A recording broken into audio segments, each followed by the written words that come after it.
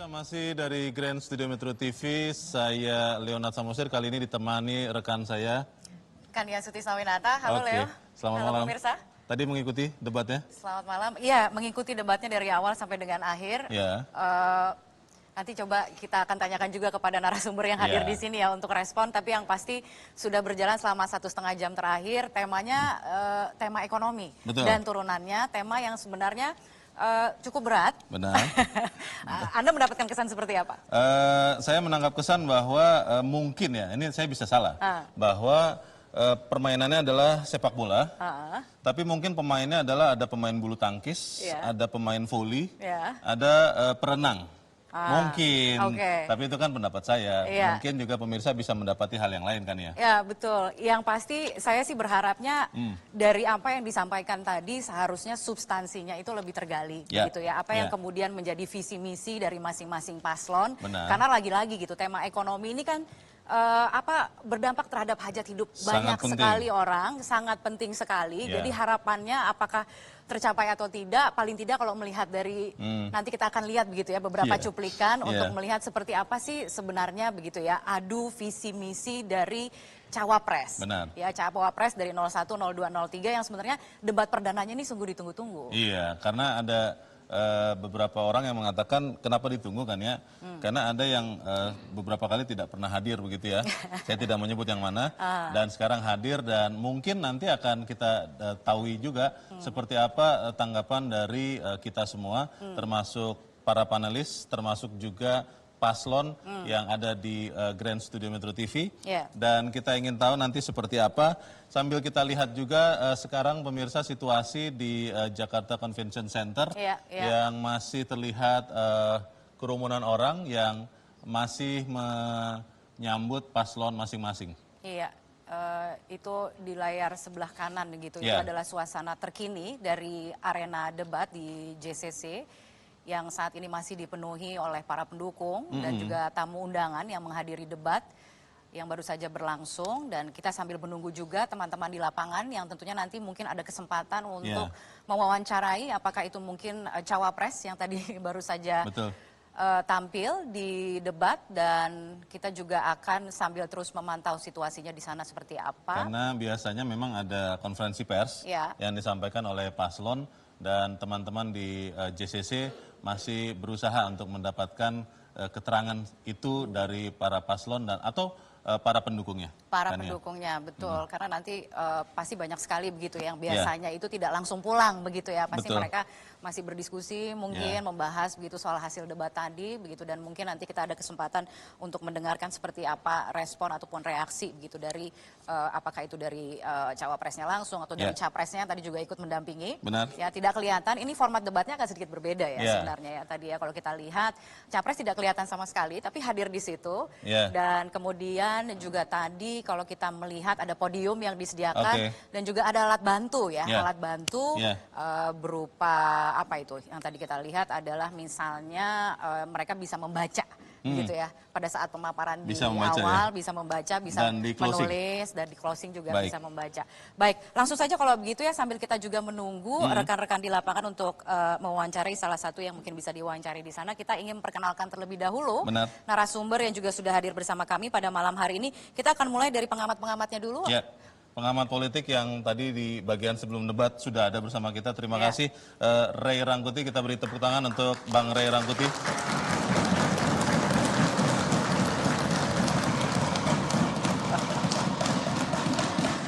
Kemudian juga telah hadir bersama kita. Ini menarik tentunya nanti karena banyak orang yang mengatakan apa yang terlihat di wajah bisa jadi benar, bisa jadi salah. Pakar mikroekspresi Monika Kumalasari. Mbak Monika, selamat malam. Selamat malam, Mbak. Dan kemudian ini pakarnya ya, pakarnya ini yang kemudian mungkin bisa juga melakukan penilaian yang lebih realistis begitu terhadap apa yang tadi sudah disampaikan oleh masing-masing cawapres mengenai visi misi dari ekonomi masing-masing paslon. Di sini sudah hadir ekonom UI Dina Sapti Triaswati. Selamat malam. Selamat malam, Mbak Dina. Terima kasih telah bergabung bersama kami. Ini benar-benar yang bisa menguji begitu ya. Kemudian juga ada perwakilan ya. Betul, perwakilan dari Timnas Amin, Fatan Subci. Pak Fatan, selamat malam. Dan kemudian juga hadir di sini jubir TKN Prabowo Gibran yang juga hadir dari awal tadi ya. Ada Dede Prayudi. Mas Uki, selamat malam. Selamat malam Terima Mas kasih Uki. masih bersama kita. Dan kemudian seharusnya juga hadir di sini Sekretaris Eksekutif TPN Ganjar Mahfud Heru Dewanto yang saat ini katanya masih dalam perjalanan, tapi yang penting pendukungnya ada di sini. Ya, oke. Yang penting itu. Oke, baik. Kemudian juga nanti kita akan ada senior analis dari Drone Emprit yang akan juga bergabung, Rizal Nova Mujahid, dan kemudian juga co-leader koalisi cekfakta.com, Citra Diah Prastuti ya. Baik. Itu nanti di segmen berikutnya. Ya, saya ingin langsung bertanya dulu Kania kepada Mbak Nina. Karena ini kan ekonomi, apakah kemudian tujuan dari debat Cawapres ini Mbak Nina yang ingin tahu visi misi paslon, walaupun yang bicara ini adalah Cawapres, itu tergambarkan bagaimana Indonesia akan dibangun setelah pemilu 2024 dari sisi ekonomi. Menurut Anda terjelaskan tidak oleh paslon 1, 2 maupun 3? Secara umum terlihat jelas ya, jadi ini saya jawab langsung bahwa tampak sekali ketiga-tiganya berusaha menunjukkan apa yang ada di visi misi secara ringkas. Tapi ada yang sangat detail, ada yang sangat umum gitu ya. Jadi tadi kalau disebut seperti main sepak bola, ada yang bulu tangkis, ada yang bola voli begitu ya. Ya mungkin karena latar belakang ilmunya beda-beda. Kalau saya lihat jadi bahasa bersarjana hukum berarti bahasa hukum yang keluar, kan regulasi. Kalau politik, bahasa politik ekonomi yang keluar. Dan yang ekonomi itu dia bisa melihat dengan teknis bahkan gitu ya, karena pengusaha kan. Jadi saya bisa melihat bahwa ketiganya memberikan gambaran yang sudah ada secara ringkas. Oke, Mbak Nina mungkin ditahan dulu, kita ikuti dulu konferensi pers yang saat ini akan segera dilaksanakan dari arena debat. Nampaknya pasangan Prabowo dan juga Gibran ya yang akan bicara pertama memberikan konferensi pers. Kelihatannya masih belum siap. Itu.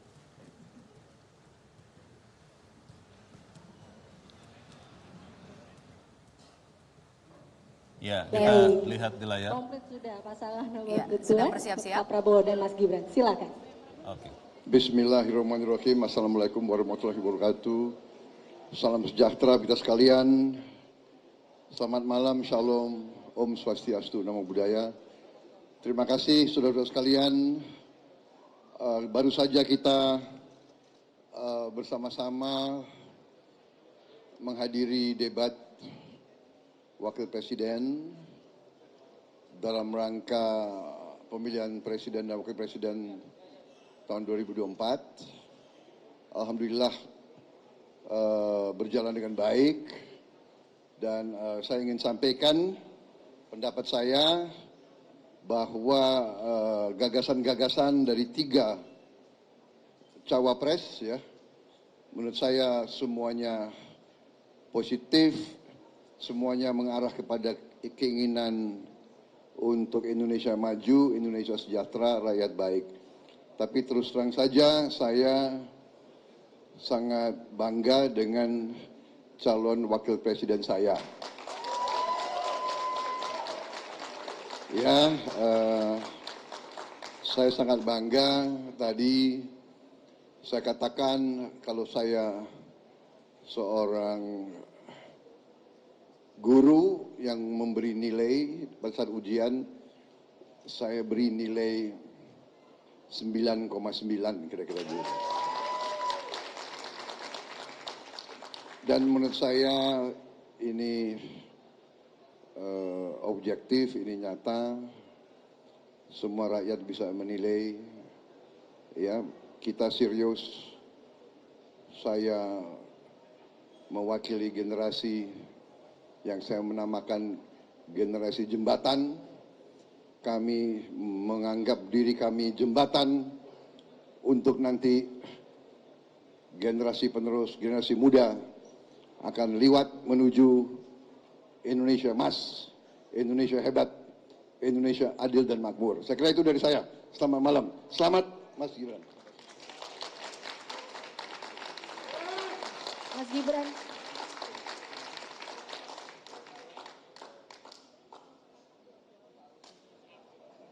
Baik, Mas Gibran dan juga Pak Prabowo. Tentunya rekan-rekan media ingin bertanya langsung ke Pak Prabowo. Maaf saya ada. Selamat Hari Natal bagi yang merayakan Hari Natal dan selamat Hari Ibu untuk seluruh ibu-ibu Indonesia. Terima kasih. Pak Prabowo dan Mas Gibran berkenan untuk mendapat teman-teman rekan media yang ingin bertanya kepada Mas Gibran. Pak Prabowo. Cukup, terima kasih. Selamat malam. Merdeka!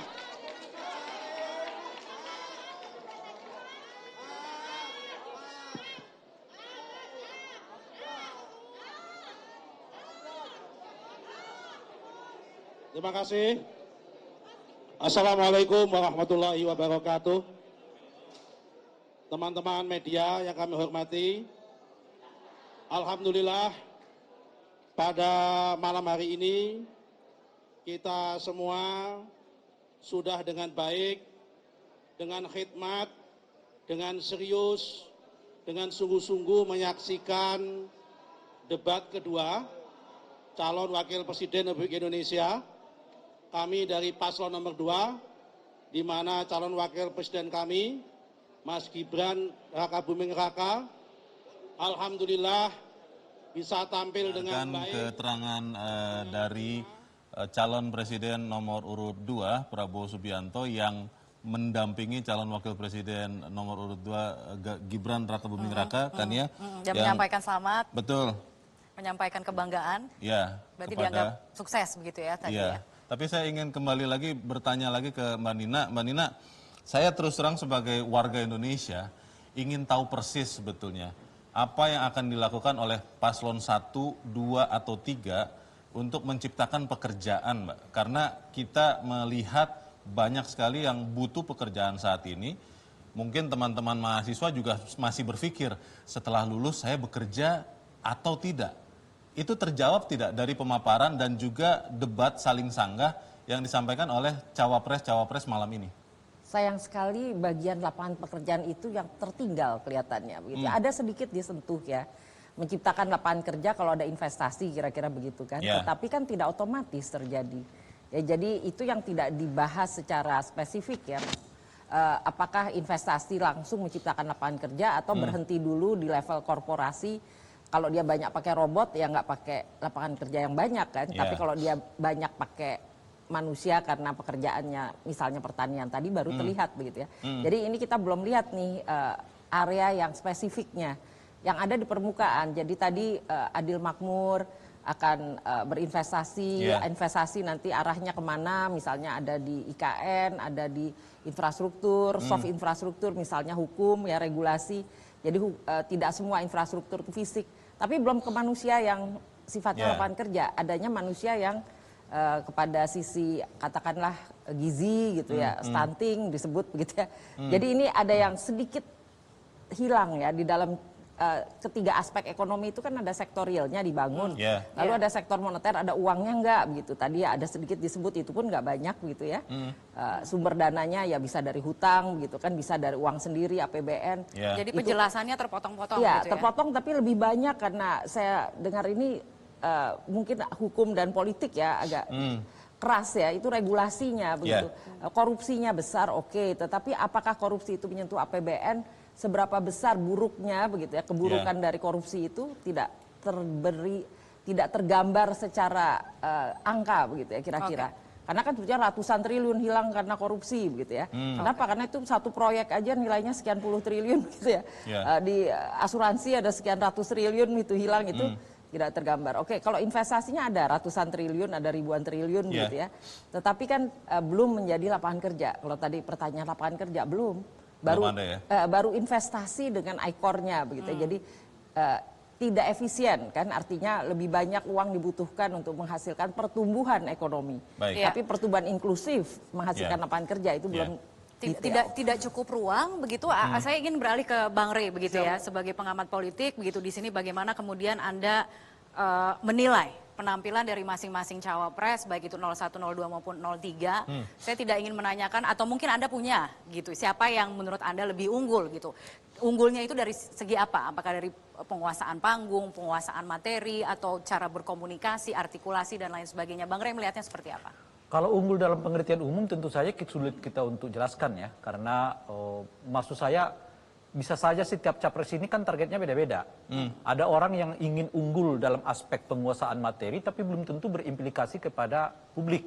Dalam pengertian bahwa keunggulannya di pentas itu tidak dengan sendirinya menaikkan elektabilitas gitu ya. Ada yang orang ingin unggul sekedar pada materinya gitu ya. Jadi agak susah begitu agak ya? susah, tapi ada orang yang tidak terlalu misalnya menguasai materi, macam-macam dan sebagainya itu, tapi istilah-istilah yang ia pergunakan itu menjadi perbincangan di tengah publik dan dengan sendirinya memperkenalkan dirinya kepada publik tentang siapa gitu. Jadi saya kira setiap capres dan cawapres ini mau mencari dan membidik sendiri-sendiri target mereka gitu. Itu satu hal. Yang kedua, ini mungkin agak baku sebetulnya ya, bahwa capres dan cawapres itu ingin mempertegas posisi mereka dalam situasi politik seperti sekarang gitu ya.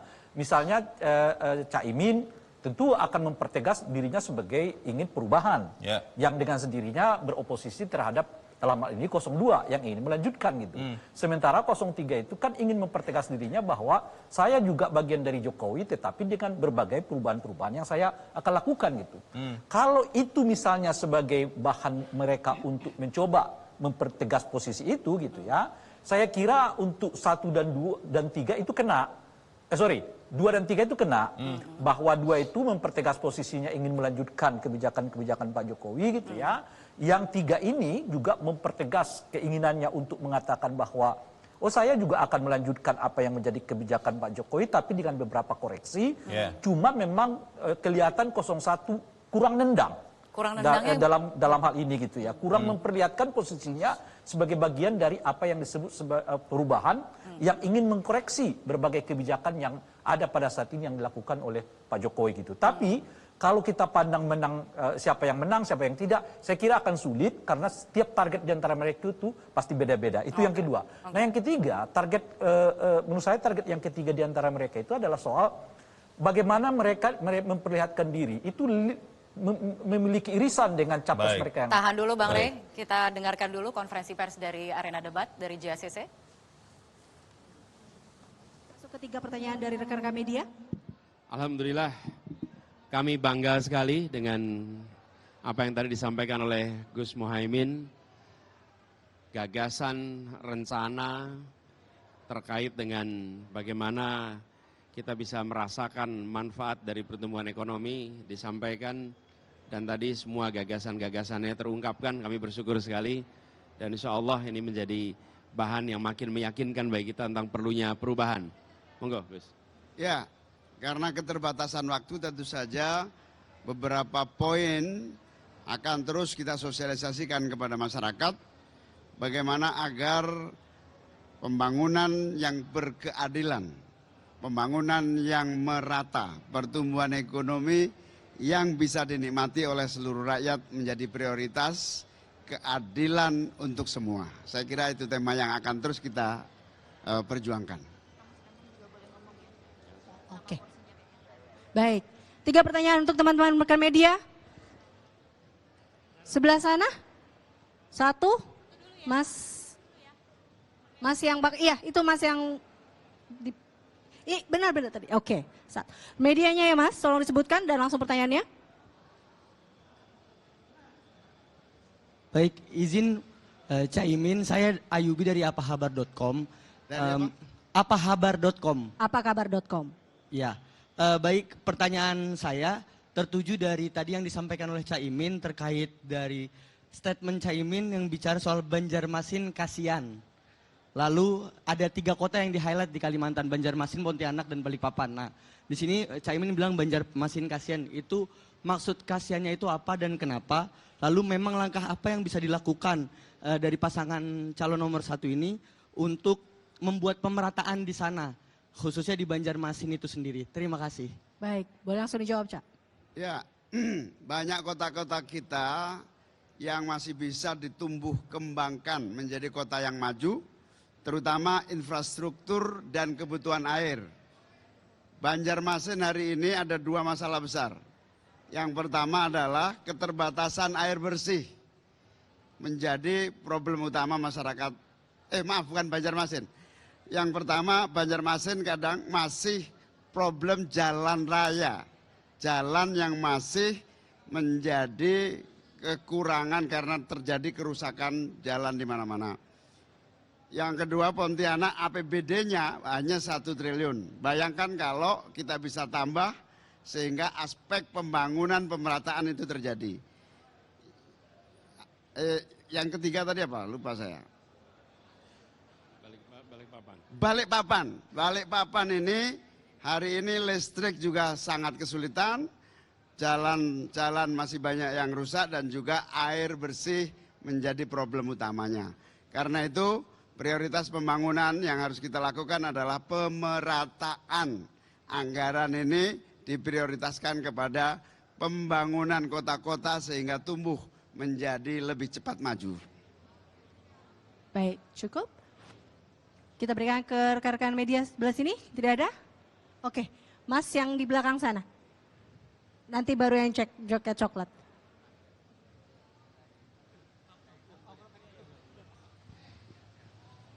Ya, Assalamualaikum warahmatullahi wabarakatuh. Selamat malam, Caimin, Pak Anies. Saya Zulnis dari TVRI News Jakarta.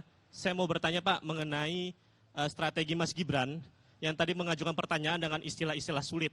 Dan terlihat sekali Gus Imin dan juga mungkin Pak Mahfud tadi kesulitan untuk menjawab itu.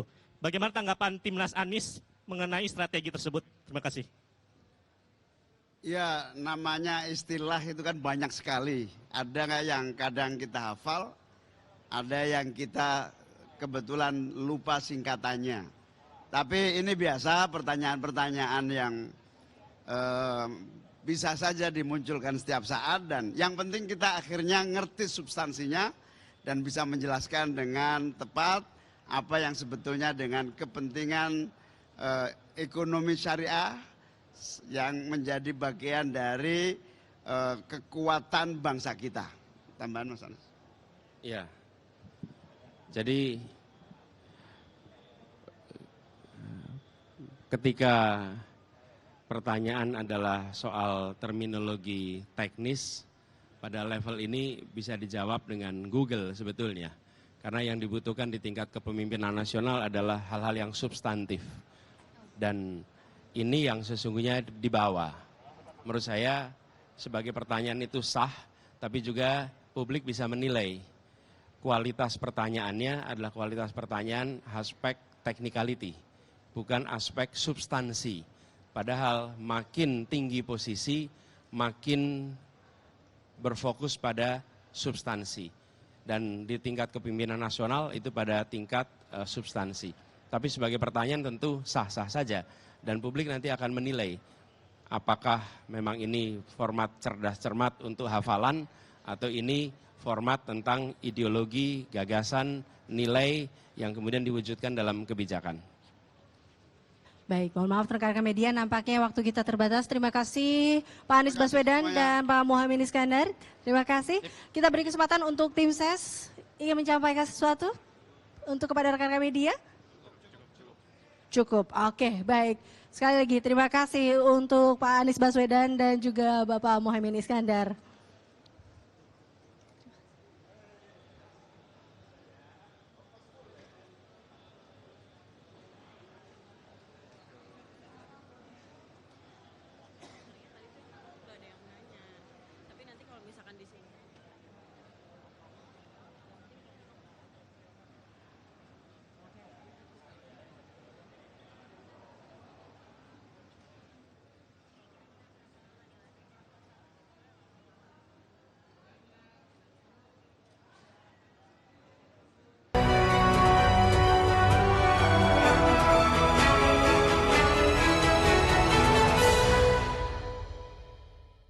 Dipersembahkan oleh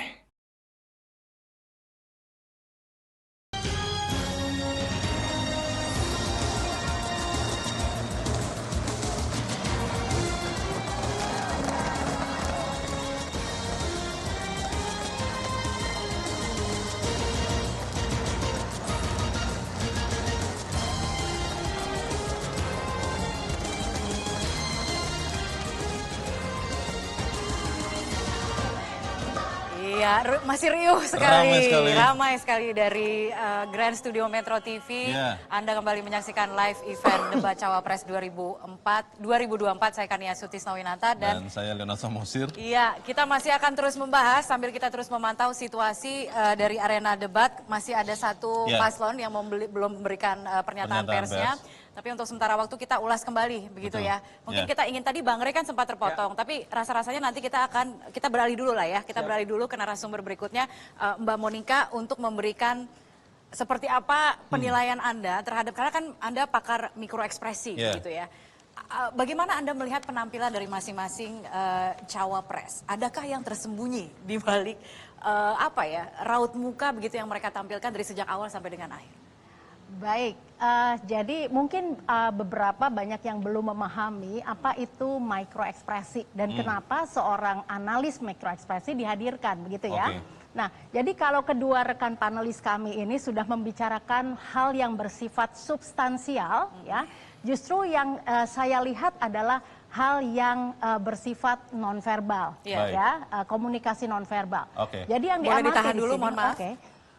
Ditahan sebentar Mbak Monica karena kita akan mendengarkan paslon nomor 3. Pak, baik. Pak Ganjar, Pak Mahfud, selamat malam. Mungkin nggak kelihatan soalnya saya di belakang kamera yang di depan Bapak. Perkenalkan, saya Gi dari era.id. Izin bertanya, tadi di segmen terakhir Pak Mahfud sempat menyinggung soal pertanyaan Mas Gibran terkait karbon storage itu yang disebut bahwa itu adalah tema debat keempat. Apakah ini akan menjadi catatan untuk KPU dari Pak Mahfud sendiri untuk kedepannya, mungkin jangan sampai ada pertanyaan di luar dari tema. Dan yang satu lagi, kok tiba-tiba bajunya berubah Pak, pakai baju warna pink, itu alasannya apa ya Pak? Terima kasih. Boleh langsung dijawab Pak. Iya, soal carbon capture itu memang kita udah membuat catatan agak luas, tapi nanti pada tanggal 21. Jadi ditanyakan tadi tidak relevan, oleh sebab itu nanti kalau pertanyaan itu dibalikkan pada debat keempat nanti bisa kewalahan juga dia. Tadi saya tetap ikut aturan, termasuk tidak boleh meninggalkan podium, itu kan aturan. Kalau saya mau, bisa sambil nari-nari di depan. Tapi oke lah, itu kalau KPU kan ya begitu-gitu, yang tidak bertindak juga, tidak apa-apa. Cuma itu. Apa lagi? Kenapa tadi ganti baju Pak? Ada apa di balik baju? Kalau ganti baju Pak Ganjar yang jelaskan.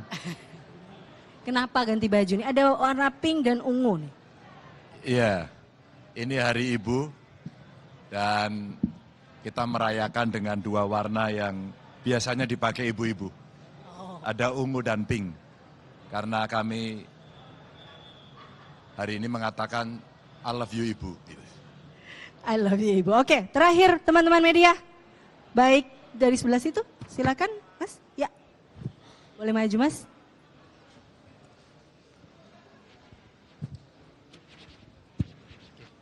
Tes.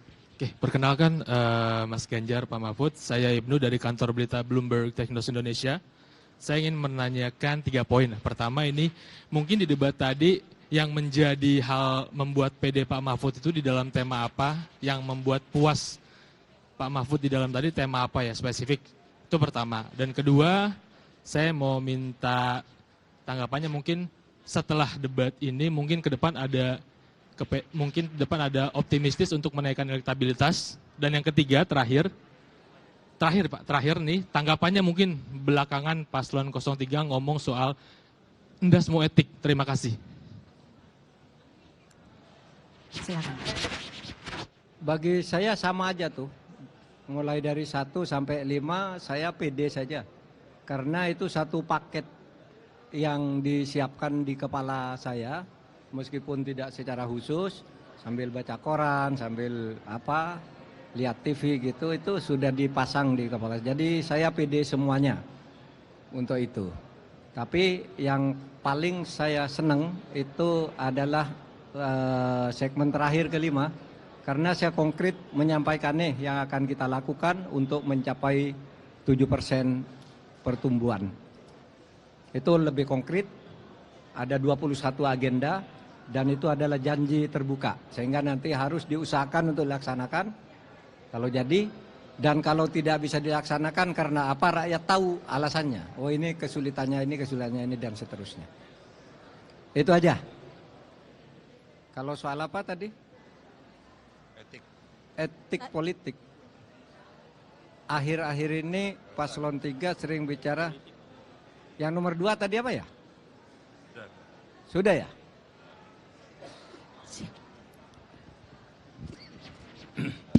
Tadi baru satu berarti ya? Ya tadi Mas, tanggapannya yang soal ini, PD bakal menaikkan elektabilitas nggak dari debat ini? Sama tadi satu lagi terakhir yang tanggapan soal pasangan paslon 2, tanggapannya soal endasmu etik itu. Terima kasih. Oh gitu. Kalau menaikkan elektabilitas itu ya sudah optimisme kami, bahkan sudah merupakan keyakinan. Elektabilitas ini akan terus bergerak dari yang ada, karena survei itu setiap hari bisa berubah. Dan itu tergantung pada perkembangan situasi sampai pada hari terakhir. Soal istilah endasmu etik itu tidak ada di tempat kami, jadi saya tidak tahu. Baik, Pak Ganjar ingin menambahkan apa cukup? Cukup, baik, cukup teman-teman media. Baik, terima kasih Pak Ganjar dan juga Pak Mahfud MD. Kami beri kesempatan untuk tim ses. Pak Ganjar, Pak Mahfud, terima kasih sekali lagi.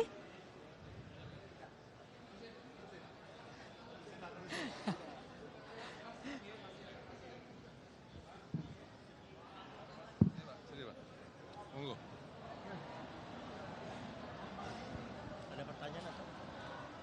Ada pertanyaan atau? Oh, pernyataan dulu, pernyataan.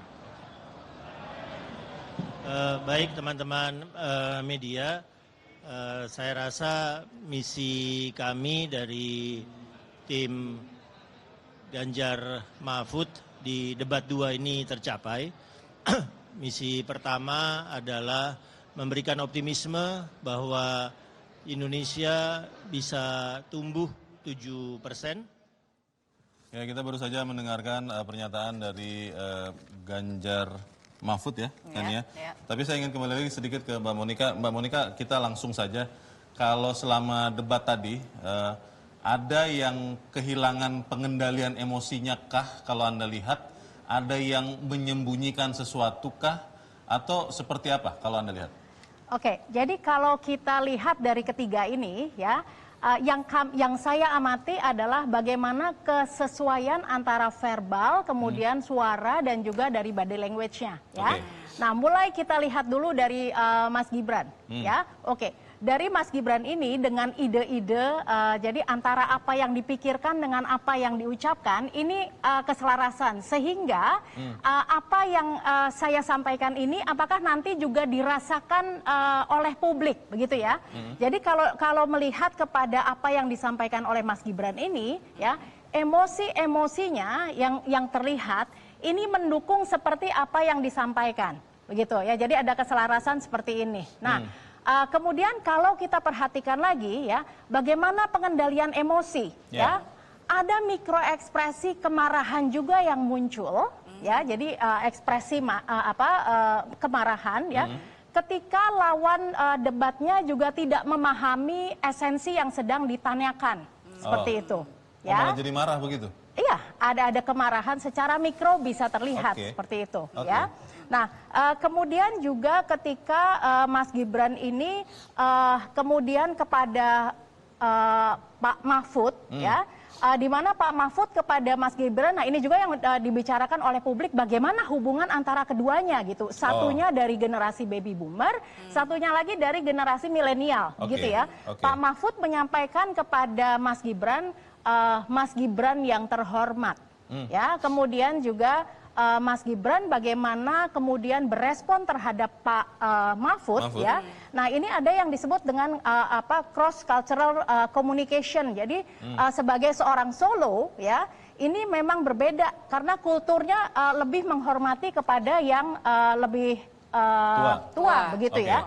Namun ya, ada ekspresi di mana ketika misalnya SDIP, seperti itu. SGI. Bukan SGIE tadi kepada ada dua Caimin, istilah ya. Ada yang berbeda yang Itu beliau saking juga banyaknya menggunakan istilah, menggunakan hal tersebut merupakan sesuatu yang sudah dilakukannya di Solo, begitu ya. Nah, ini ada ekspresi yang disebut dengan duping delight. Apa itu? Ya, ekspresi ketika seseorang berhasil mengalahkan seseorang. Jadi ada ekspresi tersenyum seperti suatu senyum kepuasan. Menyeringai begitu ya? Menyeringai sedikit begitu? Saya nggak bisa tunjukin kalau nggak ada. Kita coba cari Tapi secara mikronya itu memang terlihat gitu ya. Iya. Jadi artinya sebagai seorang milenial yang hormat atau sopan santun terhadap yang lebih senior ya, Tapi ini tidak bisa muncul menyembunyikan juga, begitu tidak ya? bisa menyembunyikan bahwa oke, sekarang saya lebih superior seperti itu ya.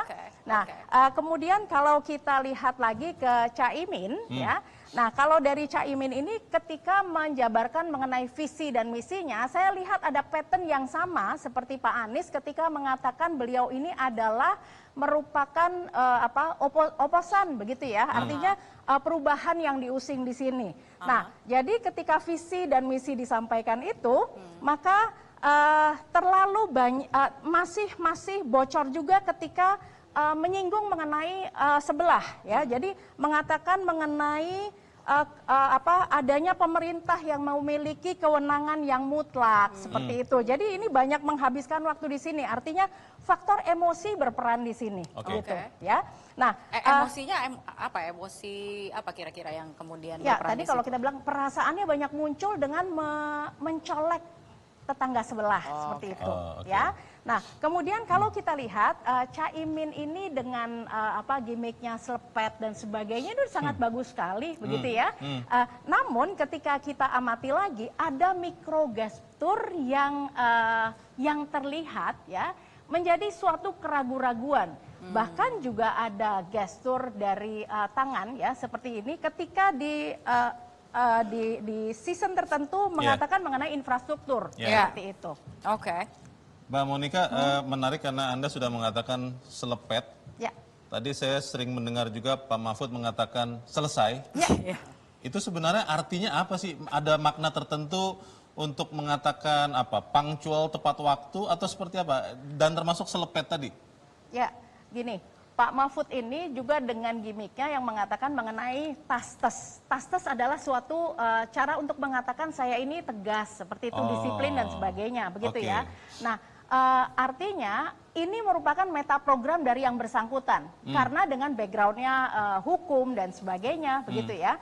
Jadi ketika mengatakan selesai, ini merupakan sesuatu yang harus tuntas, seperti itu kalau kita melihat dari backgroundnya. Kemudian kalau kita lihat ke Caimin ya, selepet, kemudian desak Anies dan sebagainya, ini adalah gimmick-gimmick yang membuat orang mudah untuk mengingat hal tersebut. Jadi ini masih berelasi dengan yang diusung oleh paslon 01 ini mengenai perubahan begitu ya. Jadi artinya kalau melihat sesuatu yang tidak beres akan diselepet begitu. Baik, kita beralih dulu kalau begitu ke perwakilan ya. Sebenarnya masih kurang satu, masih kita tunggu ada Mas Heru Dewanto yang juga akan bergabung sekretaris eksekutif TPN Ganjar Mahfud maksud saya, dan masih akan bergabung di sini tapi pendukungnya sudah hadir. Saya ingin perwakilan dulu dari Timnas Amin, ada Mas Fatan untuk mengomentari penampilan dari Gus Imin. Puas dengan penampilan Gus Imin malam ini? Sangat puas. Apa yang membuat puas?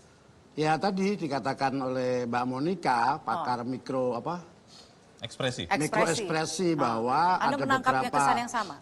Ada beberapa istilah-istilah, kategori-kategori yang publik ingat, misalnya selepet ekonomik gitu kan. Selepet ekonomik adalah madzhab baru ekonomi yang ketidakadilan atau keadilan harus menjadi prioritas utama, paradigma utama. Gitu. Dulu kita mengenal Habibie ekonomik, teknologi sebagai panglima. Dulu kita mengenal Wijaya ekonomik, pertumbuhan sebagai panglima. Kita sudah lewatin semua itu. Dan ternyata gagal untuk mensejahterakan masyarakat gitu loh. Ya kan? Kita tampil dengan istilah baru selepet ekonomik. Yaitu keadilan harus menjadi semua nilai dalam setiap RPJMN kita. Apalagi RPJMN ini kan habis Februari sebelum pemilu ini. Pemerintah lagi mengajukan ke DPR untuk menyusun RPJMN baru. Nah ini harus diisi kontennya, Apa paradigmanya supaya kita tidak mengulangi kesalahan-kesalahan pembangunan masa lalu. Oke. Dan semua sudah tersampaikan. Tadi Anda merasa bahwa apa yang disampaikan itu sudah semuanya? Sudah semua saya kira. Misalnya tentang Bu Nina mengatakan belum tergambar. Caimin mengatakan investasi yang padat karya bukan padat modal. Ada high tech oke misalnya. Tapi beberapa padat karya harus kita dorong. Seperti garment, sepatu. Ada industri-industri di Jawa yang mulai relokasi dari Batam ke Jawa Tengah, ke Jawa Timur. Pabrik sepatu aja 12.000. Kan luar biasa ini gitu. Nah ini yang kita dorong terus. Supaya jawaban tadi apa tenaga kerja ya. Kalau menurut Mas Fatan berarti untuk malam ini yang menang debat Cawapres siapa? Ya amin lah pasti. Pasti ya. Baik, tetaplah bersama kami pemirsa karena debat Cawapres 2024 akan kami lanjutkan selepas jeda berikut ini.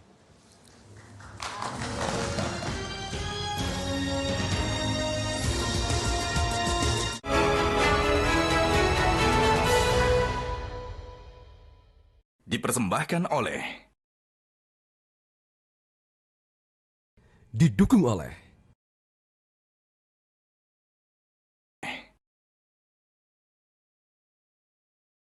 didukung oleh.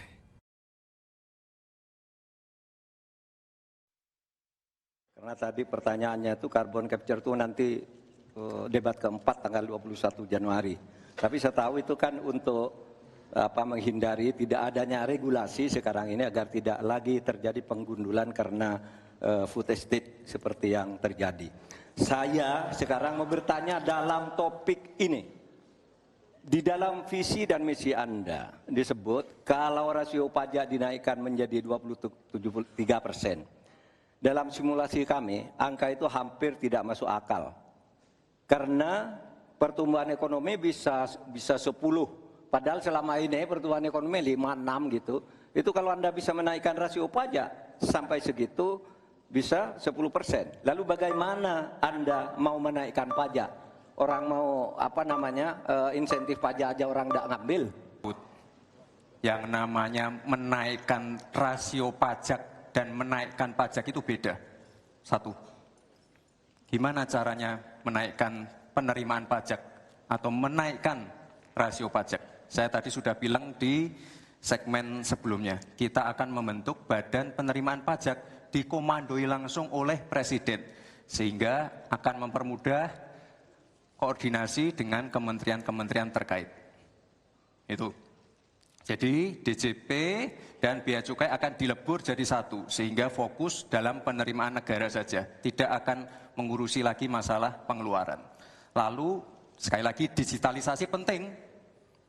Saya melihat di Kementerian Keuangan juga sudah menyiapkan, tapi mungkin aplikasinya masih pada tahap testing and enrichment. Kita melihat sudah ada core tax system yang akan disiapkan. Ini nanti akan mempermudah proses bisnis, mempermudah proses administrasi, memperbaiki pelayanan pajak. Misalnya sekarang nanti ketika sistemnya itu keluar, ketika kita akan melaporkan SPT tahunan, kita tidak perlu lagi mengisi dan menghitung karena sistemnya sudah pre-populated. Sehingga tinggal klik, tinggal konfirmasi, selesai. Mempermudah. Lalu untuk masalah pertumbuhan ekonomi, Pak, tadi saya bicara masalah hilirisasi. Bicara masalah investasi. Sekali lagi, Pak, tadi saya baru bicara masalah nikel. Kita belum bicara masalah tembaga, boksit, timah, tembaga, bioetanol, bioaftur, biodiesel. Kita kalau serius ya Pak ya, kita benar-benar bisa menjadi raja energi dunia Pak. Tapi kita harus serius dan harus fokus dan harus ada keberlanjutan dan penyempurnaan. Apa sih perbedaan antara penerimaan pajak dan tax ratio? Anda bicara 23%, 23% dari apa ini?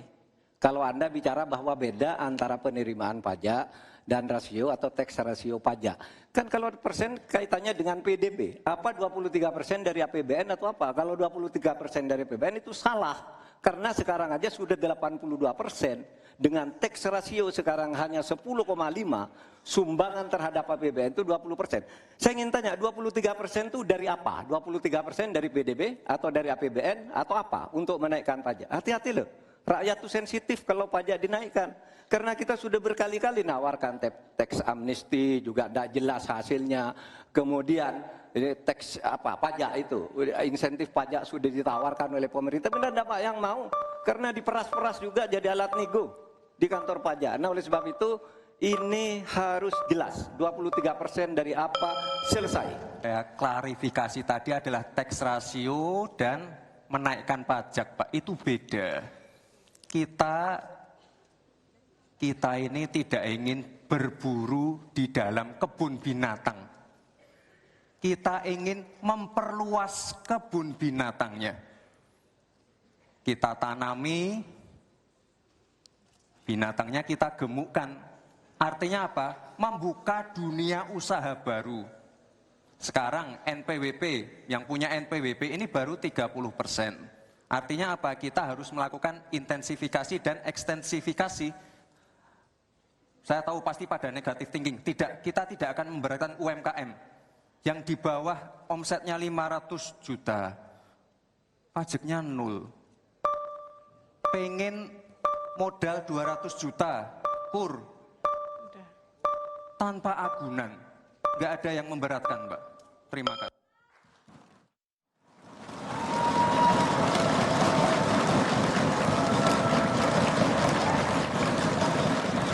Ya, debat panas terjadi barusan ya kan ya.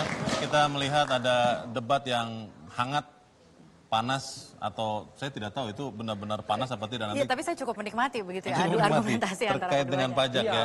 Iya. Sebetulnya kalau lihat yang tadi itu ada seperti apa namanya itu posisi yang tertukar begitu ya.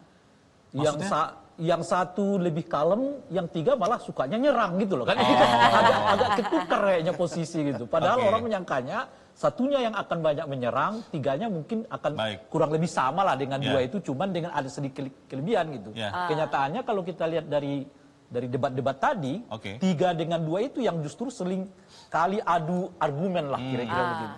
Itu Bang Rey melihat soal strategi, tapi saya ingin bertanya ke Mbak Nina, substansi soal pajak. Pajak itu kan sensitif ya Mbak ya. Kalau semua orang dipajakin pasti tidak suka sebetulnya kalau boleh memilih. Yang disampaikan tadi itu menjawab masalah kita Indonesia soal pajak atau seperti apa kalau menurut Anda? Yang jelas tax ratio itu kan sekarang sekitar 10,5% itu menurun kan dari katakanlah 20 tahun terakhir, 10 tahun terakhir begitu ya. Artinya apa? Tidak mudah untuk melakukan program, katakan tax amnesty sekalipun, itu tidak sukses untuk menaikkan tax ratio sehingga awalnya kan mau ke 20% gitu.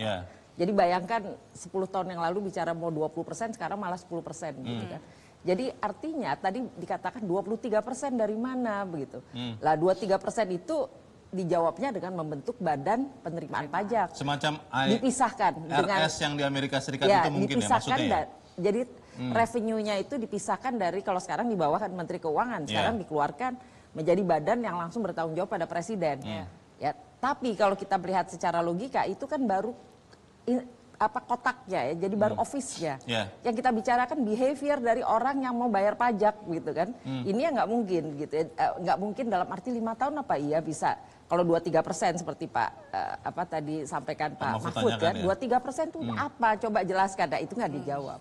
Jadi yang dijawab adalah akan dibuat office. Tapi apakah office itu langsung menjamin akan menaikkan? Ya belum tentu kan. Karena kita tahu selama 10 tahun terakhir, 20 tahun terakhir lah kita tarik gitu ya. Nggak mudah menaikkan rasio pajak kepada PDB. Kenapa yang realistis berapa sebenarnya kenaikan? Bukan realistis, kita bandingkan dengan tetangga kita atau di kawasan itu yang kira-kira 20% kan. Kita punya kan 10% itu jauh sekali, bahkan menurun ya rate-nya 10 tahun terakhir. Itu kan mengkhawatirkan dalam artinya walaupun pertumbuhan kita tinggi, tapi pajak kita itu revenue-nya tidak naik secara rasio. Gitu kan. Itu sangat berbahaya. Kenapa? Artinya kita harus bayar dari mana pengeluaran kita, utang terus, maka utangnya tumbuh deras.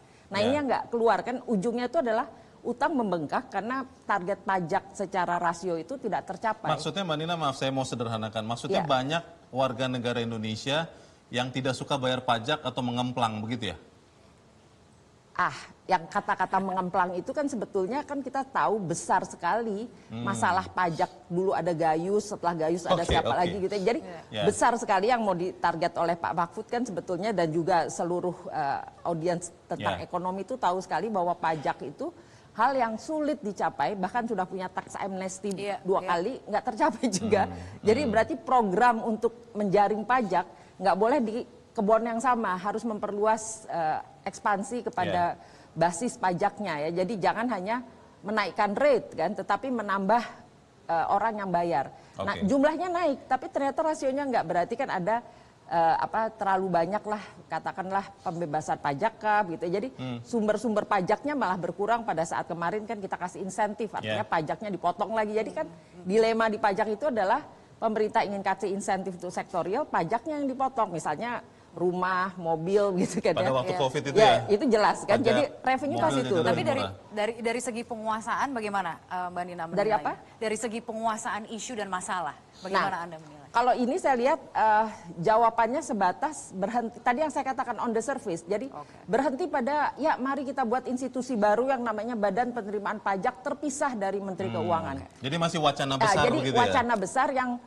kalaupun office itu ada, tapi behavior, perilaku orang bayar pajaknya berubah nggak?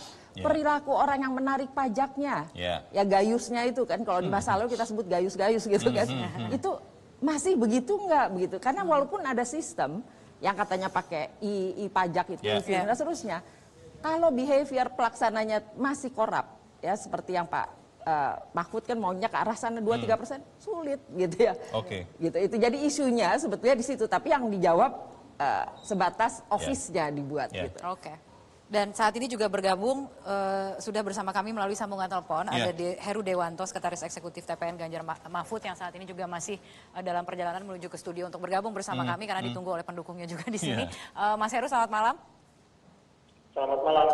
Ya, Mas Heru, tadi kami baru saja menghadirkan cuplikan adu argumentasi antara Pak Mahfud dengan Mas Gibran soal perpajakan yang cukup panas dan panjang gitu ya. Yang rasio tadi ya. Yang rasio tadi.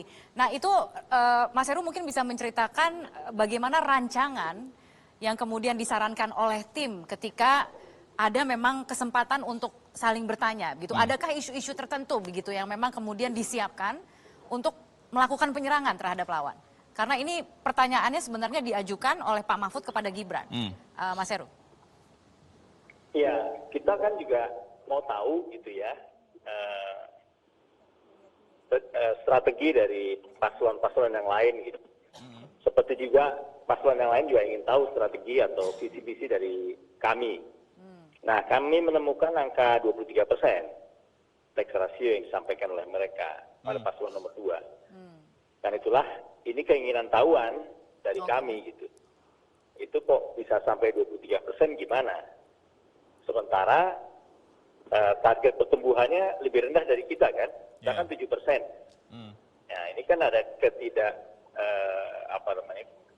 konsistenan lah. Tidak sesuai begitu ya. Karena ya artinya kalau kita kan punya semakin besar ya pertumbuhan ekonomi, semakin banyak pajak yang bisa didapatkan oleh pemerintah. Tapi isunya kembali kepada tax ratio tadi kan. Disitulah maka Pak Mahfud kan sudah punya jalannya.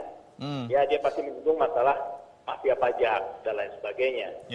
Nah sekarang masyarakat kan butuh trust gitu ya. Bagaimana masyarakat membayar pajak sementara para petugas pajaknya banyak yang ditahan karena melakukan kegiatan melanggar hukum, ya kan?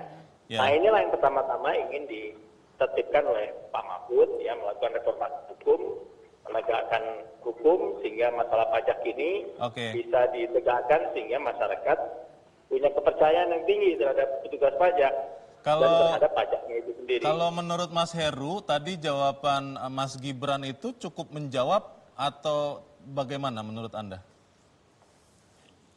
Mas Gibran tadi kan menjawab dengan membuat badan penerimaan negara ya. Yang pertama juga menyebut badan penerimaan pajak. Nah, kalau badan penerimaan negara dijelaskan lagi tadi pajak sama bea cukai. Gitu. Tapi ini kan hanya bicara mengenai institusi, ya, tapi tidak menjawab pertanyaannya, yaitu bagaimana Nah, bagaimana bisa mencapai target rasio sampai 23%? Itu yang dikejar sama Pak Mahfud, ya, dan itu belum terjawab bagi kami. Ya, ya. Baik. Mas Heru mungkin bisa diceritakan juga proses persiapannya begitu untuk Pak Mahfud itu seperti apa, karena tema pajak ini adalah tema yang cukup berat begitu, dan ketika kita melihat adu argumentasi yang masih nyambung gitulah ya, antara pertanyaan dengan jawaban begitu ya. Ya itu tergantung dari perspektif juga sebenarnya. Tapi paling tidak kalau kita tahu dari latar belakangnya Pak Mahfud yang memang sebenarnya adalah pakar hukum begitu, dan kemudian harus beradu argumentasi soal pajak, rasio pajak dan lain sebagainya. Sejauh mana persiapan yang dilakukan oleh Pak Mahfud? Nah, ini keuntungannya seorang ahli hukum, ya. Saya kebetulan bukan ahli ya, tapi saya bidangnya adalah teknik ya, insinyur. Nah, ini kan cenderung lebih terbatas. Kalau terhukum itu, di dunia teknik ada, dunia pajak ada, dunia segala macam aspek sektor kan ada, ada hukumnya. Nah, dengan pengalaman Pak Mahfud yang sekian panjang, baik itu di yudikatif, eksekutif, dan juga di legislatif, sehingga wawasan dan pengetahuan Pak Mahfud sangat luas mencakup semua aspek, termasuk aspek pajak. Ya. Bahkan aspek-aspek yang tadi ditanyakan oleh Mas Gibran, misalnya masalah CCS, carbon storage tadi, kan dijawab juga oleh Pak Mahfud ya, walaupun itu menyimpang dari tema debat, ya kan, juga tema debat di sektor energi. Atau mungkin Mas Gibran menyangka CCS itu masih di tema debat bukan energi mungkin.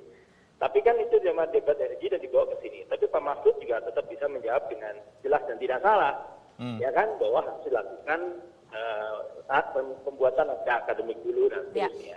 Baik. Nah, kalau ditanya persiapannya, saya kemarin juga ditanya, saya bilang persiapannya ya makan cukup, tidur cukup, olahraga cukup, supaya segar untuk menjawab pertanyaan. Oke, jadi segeralah bergabung bersama kami di sini untuk kemudian kita lanjutkan nanti diskusinya. Tapi terima kasih sekali lagi, Mas Heru, tetap bertahan ya Mas, melalui sambungan telepon kami tunggu kehadirannya di sini. Baik, nampaknya kita harus jeda terlebih dahulu. Dan pemirsa tetaplah bersama kami, live event debat Cawapres 2024 kami lanjutkan sesaat lagi.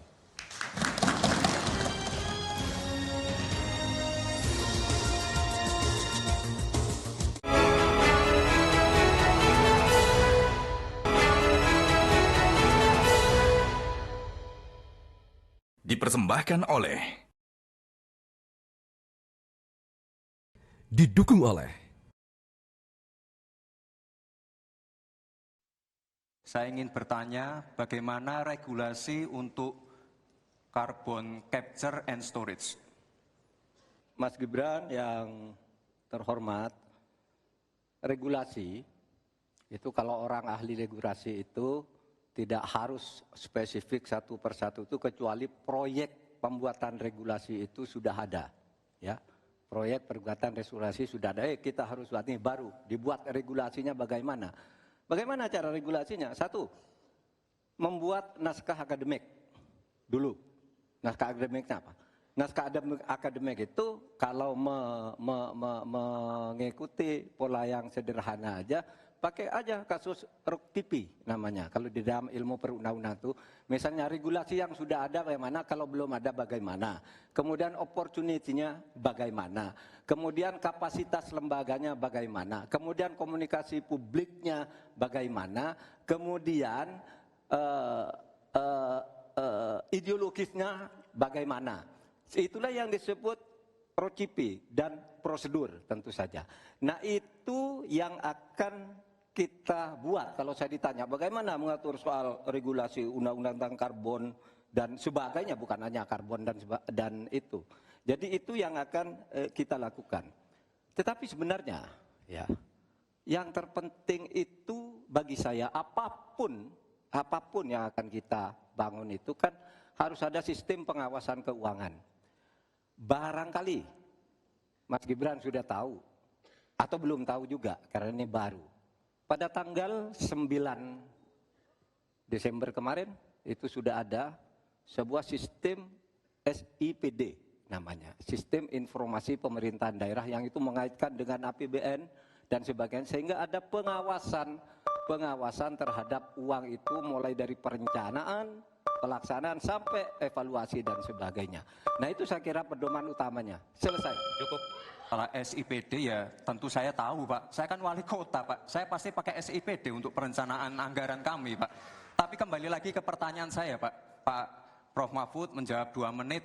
Tapi pertanyaan saya belum dijawab sama sekali Pak. Apa regulasinya Pak untuk carbon capture and storage? Simple sekali Pak pertanyaan saya Pak. Mohon dijawab Pak. Dijawab sesuai pertanyaan yang saya tanyakan Pak. Nggak perlu ngambang kemana-mana Pak. Dalam ilmu hukum, misalnya saya tanya kepada Anda sekarang ya, bagaimana cara membuat aturan tentang antariksa nasional? Anda pasti tidak tahu. Jawab sekarang, coba kalau pasti tidak tahu. Karena, Harap tenang. Karena hukum itu perlu masalahnya dulu apa yang mau dibuat. Itulah kemudian dibuat naskah akademik menurut peraturan yang sekarang ada. Di dalam Perpres itu disebutkan, buat naskah akademik. Nah akademik itu nanti dinilai bersama lalu dibahas gitu rame-rame. Nah naskah akademik itulah yang akan menentukan bagaimana prosedur, kemudian bagaimana sebenarnya materi-materi yang diperlukan untuk itu. Apakah ini sudah ada yang ngatur cuma namanya berbeda atau tidak. Nah itu semua kalau Anda tanya gimana sih cara membuat peraturan, ya gampang, sesederhana itu aja. Kalau Anda ditanyakan hal baru, jadi buat naskah akademik kita diskusikan. Nah itu sebuah prosedur karena Anda bicara membuat hukum.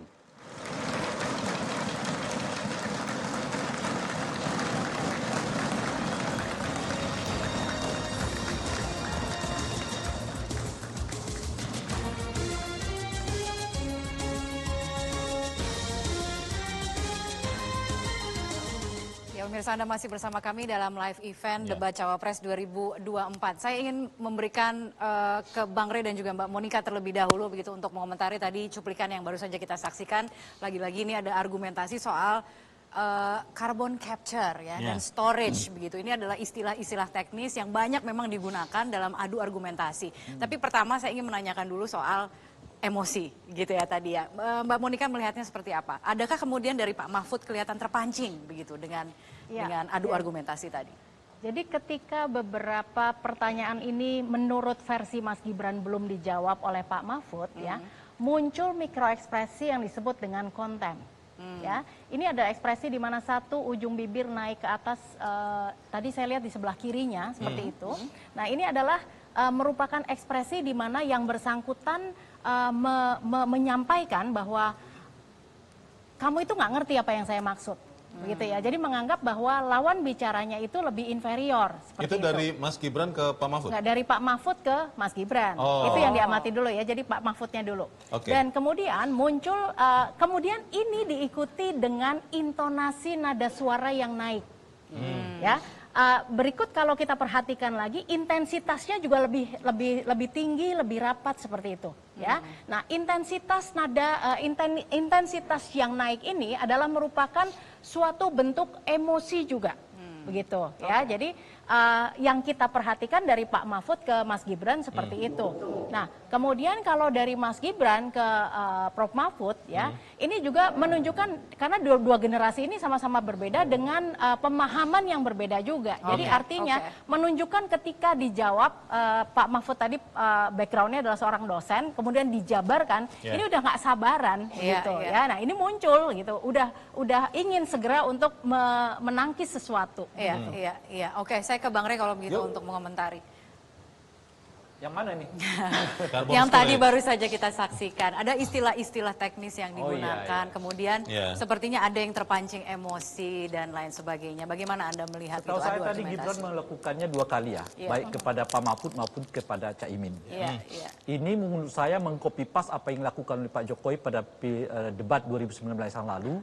Ketika Pak Jokowi menanyakan sesuatu yang amat teknis kepada Pak Prabowo dan memang Pak Prabowo tidak bisa menjelaskannya, apalagi sampai kemudian menjelaskan maksudnya, apalagi menjabarkan apa definisi, apa kepanjangan dari singkatan itu gitu. Itu Pak Prabowo tidak mampu menjawabnya. Gitu. TPID kalau tidak salah. Ya, itu kasus itu kan. Lalu setelah itu Pak Prabowo menjadi perbincangan secara negatif lah di mata masyarakat karena dianggap nggak mampu menjawab pertanyaan itu gitu.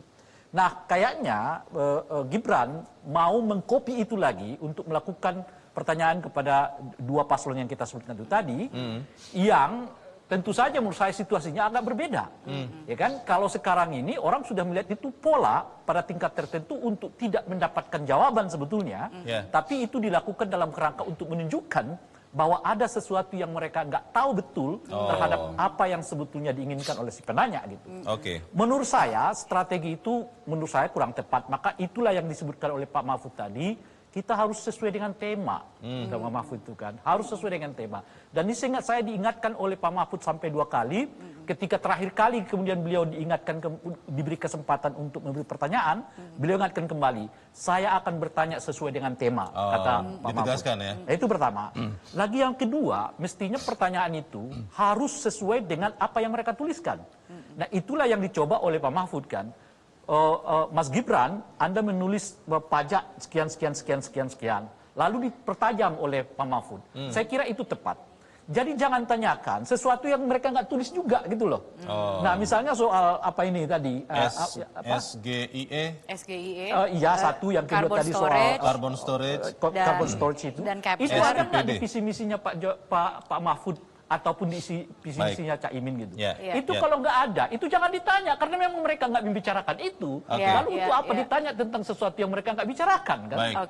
Itu mungkin bisa ditanyakan ke Mas Uki ya. Kita langsung tanyakan ke Mas Uki saja. Mas Uki, ini memang strategi untuk seperti yang tadi dikatakan Bang Rey, menunjukkan bahwa lawan itu tidak paham walaupun tidak substansial, atau seperti apa? Benar tidak meniru 5 tahun yang lalu? Begini ya. Tujuan dari berdebat itu adalah untuk mengetahui isi kepala ya, dari para calon capres maupun cawapres ya. Sejauh mana mereka menguasai permasalahan dalam negeri yang terkait dengan permasalahan global yang dimana semakin interconnected satu sama yang lain.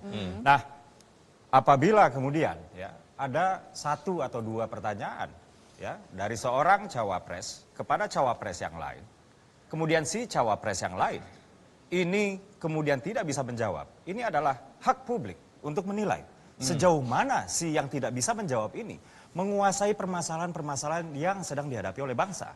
Oke, saya tahu.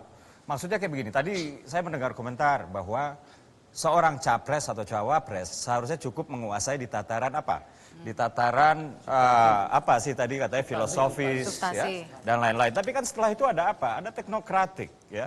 Kalau misalnya di tataran teknokratik itu tidak doable, maka Anda bisa berkoar-koar sesuka-suka hati.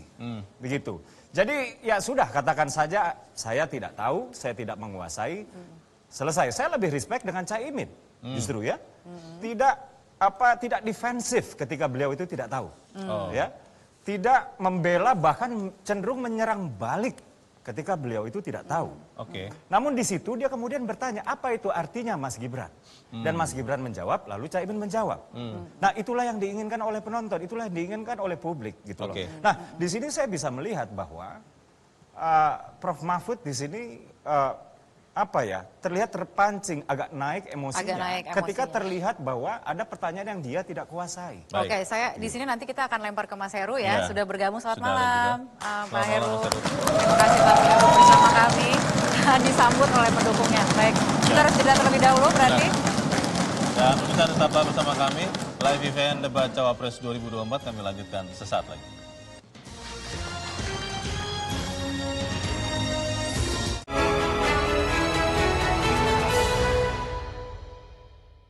Dipersembahkan oleh, didukung oleh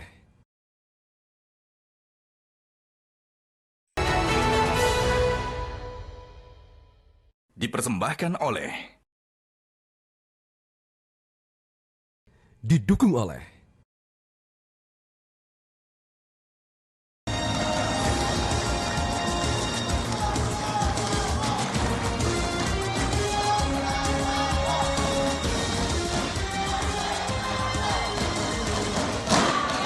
Ya, pemirsa Anda masih bersama kami dalam live event debat Cawapres 2024. Mudah-mudahan suara saya terdengar ya.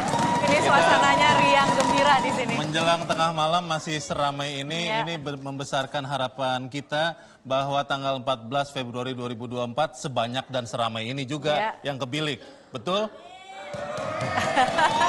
Saya nanyanya betul, dijawabnya yang lain. Tapi kita akan bertanya dulu ke Pak Heru. Pak Heru, tadi sempat kita cuplikan bagaimana perdebatan antara Pak Mahfud dan Mas Gibran.